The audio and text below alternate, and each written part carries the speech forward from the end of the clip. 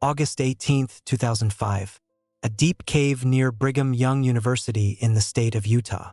A group of 4 adventure seekers is making their way toward the exit late at night, but the tunnel leading to the exit is filled with water. Its length is only 4 meters, but these people aren't scared. They're young, full of enthusiasm, and well familiar with this place. Considering all that, swimming through the tunnel seems like a fairly simple task for them. But unfortunately, they won't make it out alive. This is the YM Archive channel. Give it a like, it's important, and we're starting.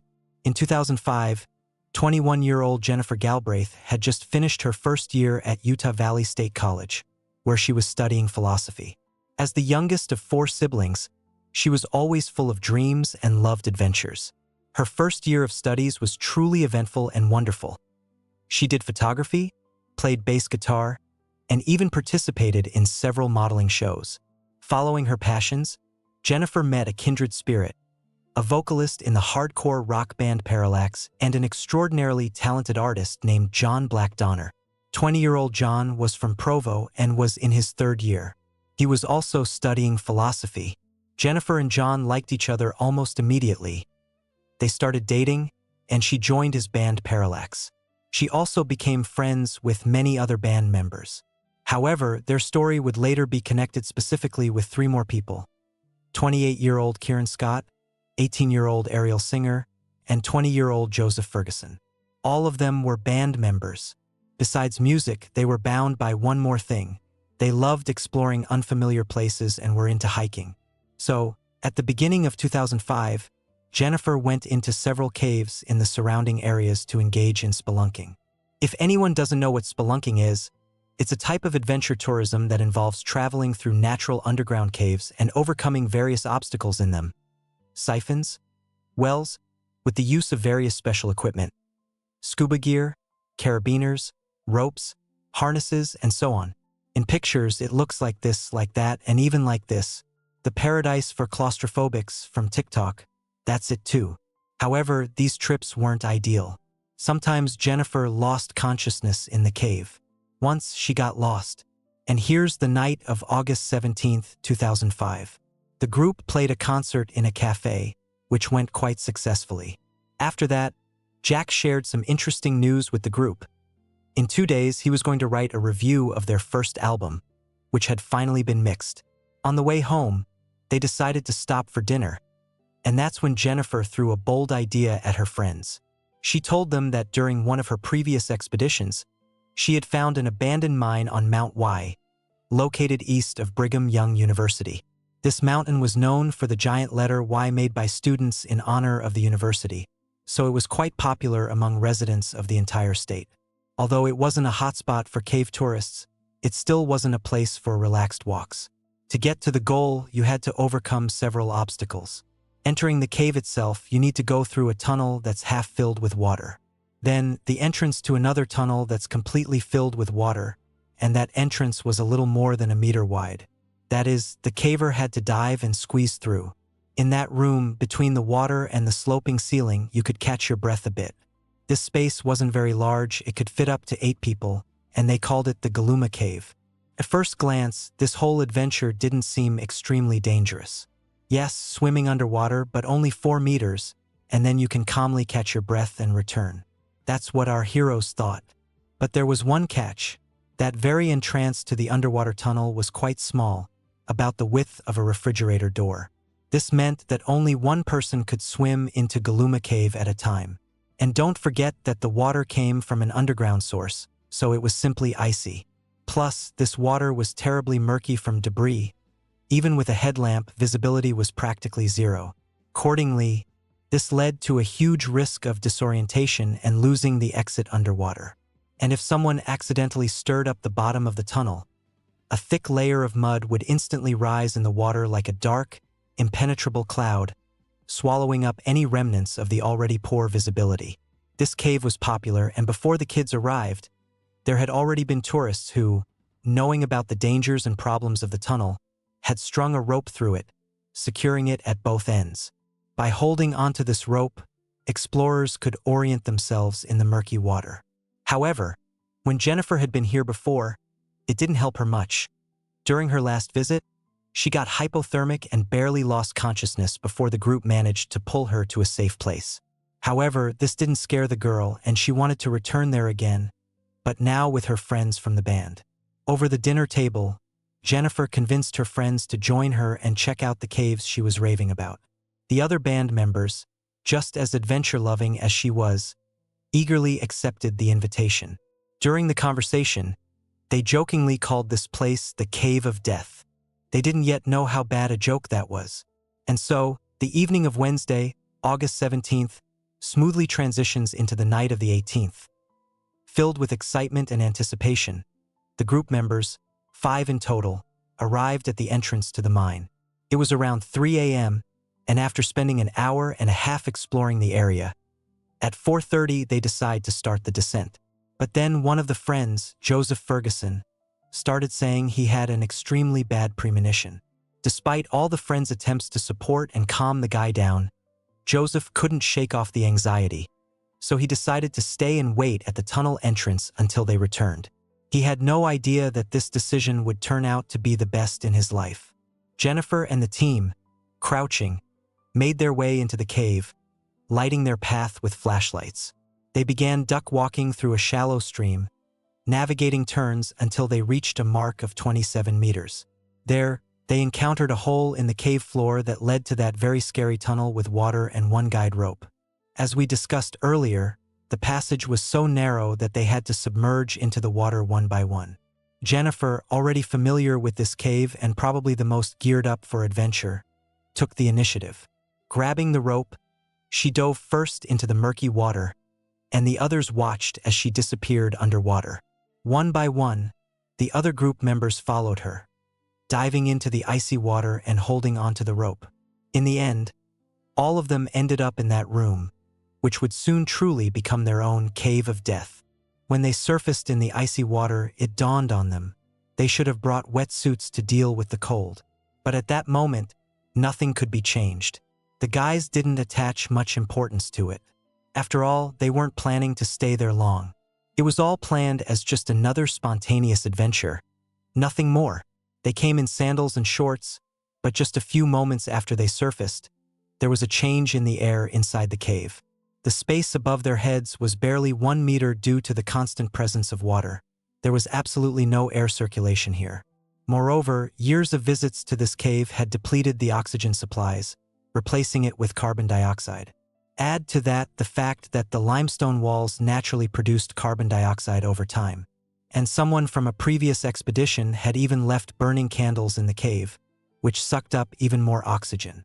The air in this cave had turned into a deadly trap. The group could hardly last more than a few minutes if they continued breathing the toxic air. As soon as they realized the full horror of the situation, panic seized them, and the 4 of them decided to turn back immediately. But since the narrow passage was ahead, only one could squeeze through it, and the others had to wait several agonizing minutes while the one swimming ahead reached the other side. Otherwise, if 2 people collided in the murky water midway, there was a real danger that the tunnel would simply get blocked, and both would drown. The situation was horrific. These people had just surfaced after the swim. They had just been holding their breath. They had already waded 27 meters through water and mud. They were already short of air, and the oppressive atmosphere of the cave only intensified it. While she was passing through, and the passage would be free again. But in their panic state, waiting was simply impossible. 18-year-old Ariel, gasping and panicking, dove into the water just a few moments after Jennifer, hoping her friend had already surfaced. She had no idea what had happened underwater. As soon as Jennifer was in the icy water, she desperately kicked her legs, trying to squeeze through the icy tunnel, with a critical shortage of air in her lungs. Her sharp movements stirred up all the mud from the cave bottom, turning the already murky water into a muddy mess. Gasping and disoriented, she lost her grip.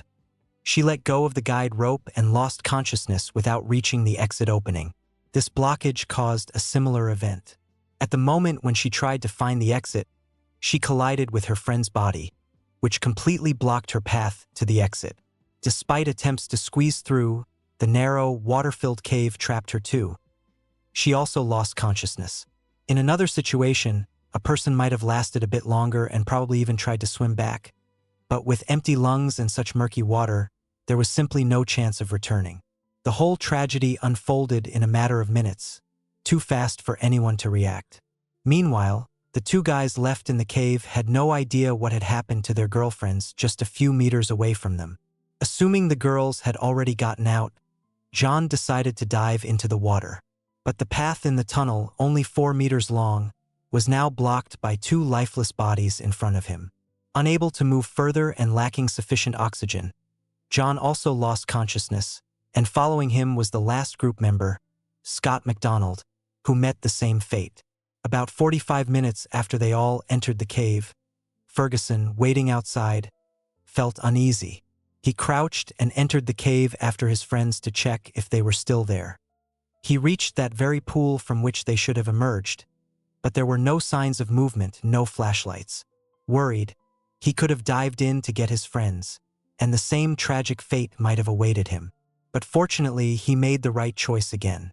When the rescuers arrived, more than 2 hours had passed since the group's submersion. The rescuers assumed the best-case scenario and hoped the kids were still alive and just stuck in the cave. So they began pumping oxygen into the cave, hoping to help any survivors. When there was no response, they started pumping out the water to safely enter the tunnel, and this process took another 4 hours.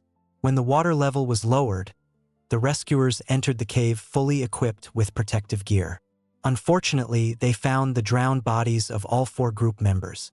All of them, one after another, were facing in one direction, toward the exit. This was confirmed, and their bodies ultimately blocked the tunnel. Later that same day, the rescuers sealed the cave entrance with rocks and concrete, closing it forever. A memorial plaque was installed at the site. Perhaps this is an eternal tribute to those who paid the highest price for their passion. All detailed photos collected in the public domain about this case can be found in my Telegram channel. The link is in the description. June 2nd, 1997, 3 p.m. A female lifeguard at Concord Water Park is in a state of full panic. At her post on one of the highest slides, she's furiously blowing her whistle and shouting at the top of her lungs, trying to stop the tragedy that's about to happen. Below, a crowd of onlookers has gathered, their eyes glued to the attraction called Bonsai, because more than 30 school kids have gathered on this slide at once. Impatient, noisy, ignoring all safety rules. One after another, they hurl themselves down the slippery slide, ignoring the rules about necessary distance. The lifeguard is screaming in desperation, wildly waving her arms, trying to stop the reckless crowd. But a moment later, all her efforts will go to waste, and the once lively atmosphere of the park will collapse into a dark, anxious pit, turning into a blood-soaked disaster. Jalobia was a very capable student in high school in Napa, California. She was an excellent student. Besides academic success, she was very active and constantly participated in her school's life. Her goal was California State University in Sacramento, where she planned to study psychology. But right before graduation, she and her classmates were eagerly awaiting a celebratory trip to the water park, organized especially for the graduates of popular water parks in the area, known for their wild attractions. In the days leading up to the trip, the school kids couldn't stop planning. They thought through every detail, wanting the trip to be unforgettable. In their school, it was almost a tradition for the graduating class to go on a joint trip before graduation, and of course, stories about such trips were retold like legends to the younger classes. The tradition was upheld year after year. MBI and her classmates finally got their turn to be graduates too. They wanted to do something crazy to be remembered as well, because throughout the graduation year, they only heard about the previous graduating class, who supposedly all climbed onto one slide in the park at once, completely filling it during the descent, and then all slid into the pool holding hands. As reckless as it sounded, for a group of high school seniors, it sounded like a great idea. And at the planning stage, some of them decided they needed to beat the previous record. The idea spread like wildfire, and soon the whole class was in on the plan to pull off the risky stunt. Days passed, excitement grew, and finally, June 2nd, 1997, arrived. The students arrived at the water park early in the morning and got off the buses buzzing with anticipation. They looked at the dozens of slides and couldn't wait for their moment of glory. After a brief safety briefing, they scattered in different directions, inspired and ready to tackle the park. By midday, they had already tried the most popular slides, competed with each other in the wave pool, floated down the lazy river to catch their breath. Some teamed up in groups to go on the scariest attractions, while others chilled out. And the energy only grew. The teenagers checked off almost all the attractions on their list, pushing each other to higher and faster, wilder slides. This day was already carefree and full of adventures. And now it was time to take it to the next level. Around 3 p.m., everyone gathered around the bonsai slide. This slide, over 12 meters high, towered over the entire park. The long and winding path looked stunning. From the top, the whole water park was like the palm of your hand, and it took your breath away. More than 30 graduates climbed the stairs to the very top and were already ready for the descent. They started sliding down one by one, but soon everything went off plan. Normally, on such a high slide, there's a rule. After each person, you need to wait a couple of minutes until they cover enough distance and a safe gap is maintained. And although these school kids were explained all the rules, they deliberately ignored them. After all, they had a prearranged plan they were going to execute. They decided to slide down all together at once, 30 people. They laughed and shouted, not even suspecting what consequences this would lead to. The group of teenagers slid down one after another without any pauses. The first ones moved a bit forward and braced themselves against the sides with hands and feet, waiting for the next ones to enter. More and more people entered, but no one was moving. In this way, about 30 people gathered on the slide in a chain. They blocked the slide. In this fun madness was Kimby, whom we talked about earlier, just as excited and joyful as her classmates, completely unaware of what they had already done. Meanwhile, the female lifeguard was already in panic and trying to influence the situation with all her might. At first, she tried to stop the disobedient school kids, shouted and even physically blocked their way, but she was one against a crowd, and nothing worked. Plus, everything happened so fast that all she could do was blow the whistle and shout, hoping to attract her colleagues' attention or bring the kids to their senses. But nothing helped. By the time the last graduate entered, there were already so many people inside that he stopped a meter from the entrance and could reach it with his hand. At that moment, the slide was overloaded 4 times over. Yes, the structure was very reliable, designed for heavy weight, much more than the average person's weight, but 30 people at once was too much. In front of the idle onlookers below, who had gathered to watch what was happening, the slide began to slowly sag in the middle. The students in that part of the slide started noticing the danger and instantly gave in to panic. The space was pierced by screams from dozens of frightened school kids. They desperately tried to climb back to the platform, but it was already too late. It was a trap. 30 people inside the slide, one after another from the very entrance. They had nowhere to run. In a few seconds, it was obvious to everyone that the slide couldn't hold. But there was absolutely no time to take measures, call rescuers, and so on. The horror was happening here and now, and everyone around could only watch, powerless to help the kids inside the slide.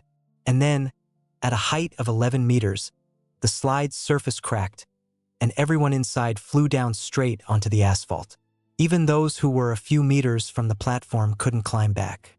They fell one after another with horrifying sounds of screams and bodies hitting the ground. Some lost consciousness instantly, others screamed from pain and horror, and some just lay motionless. The worst part was that the students fell on top of each other, thereby increasing the injuries. Everything around was water mixed with blood. Everyone nearby ran to help in horror and, of course, called doctors. One of the lifeguards named Frank found a young girl, that same Kimby. She was all covered in blood and dirt. Out of the 33 students, she suffered the most. She had a broken ribcage and had hit her head hard on the wooden supports of the slide during the fall. At first, she was conscious, but despite all Frank's efforts, she soon lost it right on the way to the hospital. She died about 45 minutes after the fall. The other students were taken to 9 different hospitals, where they were treated for severe injuries for several weeks. Immediately after the incident, the park was closed and an investigation began. The parents of the injured teenagers, including MBI's family, filed a lawsuit claiming that the slide was poorly constructed and the park's security couldn't prevent the tragedy. They also accused the school administration of negligence toward the students, although everyone knew about the annual tradition and that this particular class had planned something. Just a few days later, the final investigation report came out, stating that the park hadn't violated any rules. The slide met all safety standards, and several students confirmed that the park worker had repeatedly warned the kids not to do it, but they were too excited to listen and ignored all prohibitions. Nevertheless, the company owning the park paid out about $4 million in compensation, $1.7 million of which went to the relatives of the deceased MBI. A memorial service for Kim was held a week later, where 800 students gathered to say goodbye to her, and her classmates were all still in bandages and casts, probably thinking about what would have happened if they had just enjoyed life instead of trying to set a new stupid record among graduates. Give it a like and subscribe to the channel, it's important. You can also watch another video that you see on the screen. See you soon.